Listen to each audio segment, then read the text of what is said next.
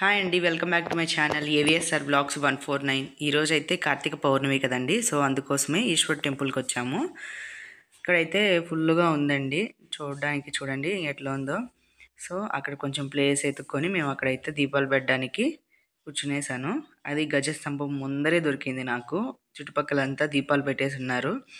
So అది చూడండి full సెగ కొడుతుంది, తగ తగ తగ అని మండిపోతున్నాయి ఇంకా. సో అందుకోసం అనేసి ఇంకా చూసుకొని జాగ్రత్తగా జడగడం ముందరికి వేసేసుకొని నేను ఇంకా పెట్టేసుకున్నాను. ముందుగా అయితే మన ఛానల్ని కొత్తగా చూస్తున్న వాళ్ళు సబ్స్క్రైబ్ చేసుకోండి ఫ్రెండ్స్, లైక్ చేయండి. ఈ వీడియో మొత్తం చూసి ఎలా ఉందో నాకు కామెంట్ చేయండి. మీరు కూడా దీపాలు పెట్టి ఇంకా మంచిగా ఆ దేవుడు ఆశీస్సులు ఉండాలనేసి ఆ ఈశ్వరుని కోరుకుంటున్నాను. ఇంకైతే నేను ఇంటికాడ నుంచి అన్నీ తీసుకొచ్చుకున్నానండి. ఒత్తులు అవంతా కూడా ఇంటి దగ్గరే నానబెట్టేసుకొని ఇంకా ఇక్కడికైతే తీసుకొచ్చుకున్నాను. అంటే త్వరగా అంటే వెలగవు కదా, సో అందుకోసం నానితే కొంచెం నేతిలో ఇంకా అన్నీ 3 రకాల నూనెలు వేసి నానపెట్టి ఇంకా అవన్నీ తీసుకొచ్చాను.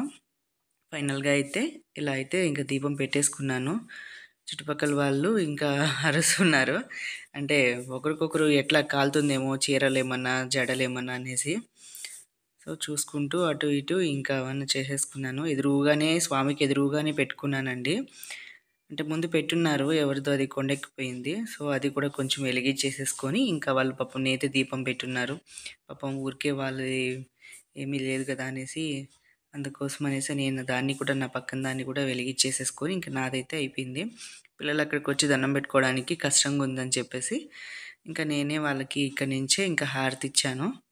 ఫైనల్గా అయితే అయిపోయిందండి. టెంకాయ కొట్టేసుకొని లోపలికైతే వెళ్ళాను. అంటే తర్వాత వీడియో అయితే తీయలేదు, ఎందుకంటే కొంచెం ఇబ్బందిగా ఉంది చుట్టుపక్కలంతా దీపాలు పెట్టేసుకొని. ఇది అండి నా కార్తీక పౌర్ణమి దీపం అయితే. ఫైనల్గా అయితే నేను దండం కూడా పెట్టేసుకున్నాను. లాస్ట్కి అయితే ఇంకా లోపలికి వెళ్ళిపోయాను. లోపలైతే అక్కడ పూజ జరుగుతుంది, ఇంకా లేట్ అవుతుంది.